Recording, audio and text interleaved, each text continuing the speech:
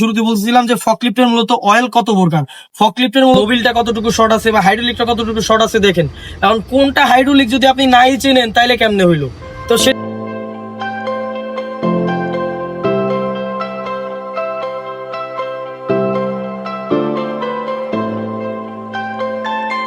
আসসালামু আলাইকুম, রাজা ট্রেনিং ইনস্টিটিউটের পক্ষ থেকে আমি রাজা বলতেছি। আজকে হচ্ছে নতুন আর একটা ইউটিউবে আপনাদের ভিডিও নিয়ে আসলাম, যে মূলত যেটা আপনারা দেখতে পাচ্ছেন সামনে, যে ইঞ্জিন সম্বন্ধে যেটা বা ফকলিফট কি অয়েলে মূলত চলে সেটা সম্বন্ধে আজকে আমরা শিখবো। আর ফকলিফটের মূলত অয়েল কত প্রকার, ফকলিফটের মূলত আমাদের অয়েল হচ্ছে 5 প্রকার। কত? সবাই রেসপন্স করেন, আমি 10 বার বুঝাবো না, আমি একবার বুঝাইলে আমার ক্লাসে মনোযোগ দিলে শিখতে পারবেন, চালাইতে পারলে হবে না। এইটা সম্বন্ধে আপনার জানতে হবে, শিখতে হবে। প্রকার শুরু করি আমরা। দেখেন এইটা হচ্ছে মূলত আমাদের ইঞ্জিন অয়েল। দেখেন এটা কি হচ্ছে? ইঞ্জিন অয়েল, ঠিক আছে। এই ইঞ্জিন অয়েলের এইখানে আবার দেখেন একটা স্টিক আছে, এটাকে বলা হয় ইঞ্জিন অয়েল স্টিক। এটার নাম কি? ইঞ্জিন অয়েল স্টিক, ঠিক আছে। এই ইঞ্জিন অয়েলের স্টিকটা আমরা এখন দেখি, একটু মাপ দেই, ঠিক আছে। কতটুকু আমাদের রেগুলার শুরুতে আমরা মাপ দিব গাড়ি স্টার্ট দেওয়ার আগে। এই দেখেন এইটা হচ্ছে আমাদের লোর দাগ, এটা হচ্ছে হাই, লো হাই। আমাদের সবসময় এটার হাইয়ের উপরেও থাকবে না অয়েলটা, নিচেও থাকবে না, সবসময় যাতে এভারেজে থাকে, ভালো থাকে, ঠিক আছে। তো সেটা আমরা একটু মাপ দিয়ে দেখি যে কতটুকু আছে। মাপ দিলেই বুঝতে পারবো যে আমাদেরটা কতটুকু ঠিক আছে। এই যে এটা আমাদের কি এভারেজে আছে, ঠিক আছে। এখন কিন্তু মাপটা সঠিকটা আসে নাই, কারণ কেন? আমাদের গাড়িটা কিন্তু সকাল থেকে চলতেছিল, এর জন্য আমরা শুরুতে যদি মাপ দিতাম তাহলে সঠিক মাপটা আসতো, ঠিক আছে। তাহলে এইটার নাম কি? মূলত ইঞ্জিন অয়েল। এটা বাংলায় কিন্তু আমরা ওই যে মোবিল বলে চিনি। কি বলে চিনি? মোবিল বলে চিনি, ঠিক আছে। তো এই ইঞ্জিন অয়েলের হচ্ছে এটার ক্যাপাসিটি হচ্ছে আপনার 5 থেকে 6 লিটার। কত? 5 থেকে 6 লিটার। এখন এখানে কোশ্চেন আছে, বিভিন্ন ইঞ্জিনের গাড়ি বিভিন্ন ক্যাপাসিটি হয়ে থাকে ইঞ্জিনে। আমাদের আর একটা যে গাড়ি আছে সবাই দেখতেছেন, ওই গাড়িটার ইঞ্জিনের ক্যাপাসিটি হচ্ছে 7 থেকে 8 লিটার, আর এটার কত হচ্ছে 5 থেকে 6। এখন এই ইঞ্জিন অয়েল আর ইঞ্জিন অয়েলের এই যে একটা ফিল্টার আছে, দেখেন এই যে অনেকে ফিল্টারটা চিনেন না, দেখেন এই যে ফিল্টার, এই কালো এই গোল, এটাকে বলা হয় ফিল্টার, ইঞ্জিন অয়েলের ফিল্টার। এই ফিল্টারটা মূলত হচ্ছে কি আমাদের 240-250 ঘন্টা পর পর কি চেঞ্জ করতে হবে। কি করতে হবে? চেঞ্জ করতে হবে। কত ঘন্টা? 240-250 ঘন্টা পর পর কি চেঞ্জ করব?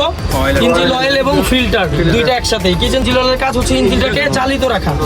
240-250 ঘন্টা পর পর চেঞ্জ করব, আর এটা ক্যাপাসিটি 5 থেকে 6 লিটার, ঠিক আছে। এই গেল আমাদের ইঞ্জিন অয়েল। এবার সেকেন্ডে আসেন, এইটা দেখেন, এই যে এটা হচ্ছে আমাদের ট্রান্সমিশন অয়েল। কি বলা হয়?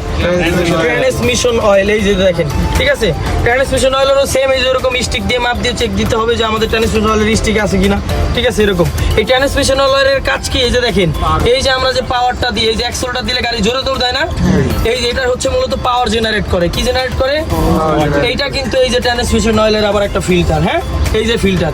এই ট্রান্সমিশন অয়েল ও ফিল্টারও সেম ইঞ্জিন অয়েলের সাথে 240-250 ঘন্টা পর পর কি চেঞ্জ করতে হবে। কত?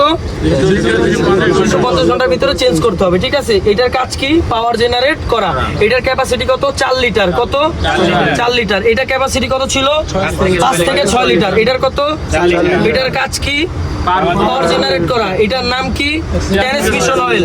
ট্রান্সমিশন অয়েল, যেটাকে আমরা বাংলায় পাওয়ার অয়েল বলে চিনি, বাট এটার নাম কি? ট্রান্সমিশন অয়েল, ঠিক আছে। এটা গেল কয়টা? গেল 2টা। এবার 3 নাম্বার অয়েল দেখেন, এই যে এটা হচ্ছে হাইড্রোলিক অয়েল আমাদের। এটা কি অয়েল?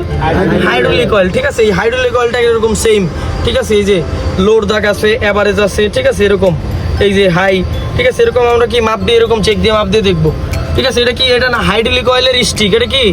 হাইড্রোলিক অয়েলের স্টিক, ঠিক আছে। আমাদের হাইড্রোলিক, ঠিক আছে, এরকম মাপ দিতে হবে, ঠিক আছে। এই হাইড্রোলিক অয়েলের আবার একটা ফিল্টার থাকে, ওই ফিল্টারটা 1500 ঘন্টা পরে চেঞ্জ করতে হয়। শুধু ফিল্টার। কি চেঞ্জ করতে হয়? ফিল্টার চেঞ্জ করতে হয়, ঠিক আছে। হাইড্রোলিক অয়েলের কাজ কি? এই যে লিফট আপ নামার ক্ষেত্রে ব্যবহার হয়। কি হয়? লিফট নামার ক্ষেত্রে ব্যবহার হয়। তাহলে অয়েল কয়টা পাইলাম? 3টা।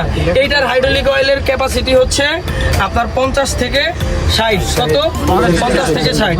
এবার 4 নাম্বার অয়েল দেখেন, এই যে এটাকে বলা হয় ব্রেক অয়েল। কি বলা হয়? Break oil. এই যে দেখেন ব্রেক অয়েল, এই যে, ঠিক আছে, স্টার্টিং এর এই যে এখানে, ঠিক আছে। এই আর ওইটা আরেকটা বিভিন্ন গাড়িতে বিভিন্ন থাকে, এই যে এখানে থাকে। এই যেমন এটা ব্রেকের মাস্টার সিলিন্ডার, এটাকে কি বলা হয়? ঠিক আছে। এইটা চাইলে এইখানেও দেওয়া যায়, কিন্তু এটা এখানে দিচ্ছে, ঠিক আছে, পাইপ দিয়ে এখানে নিয়ে আসে। এইটা চাইলে এই যে এখানেও দেওয়া যায়, কিন্তু এইখানে রাখা হয়েছে, ঠিক আছে। এখানে থাকে, আবার অন্যান্য গাড়িতে এই যে হ্যান্ড ব্রেকের এখানে থাকে।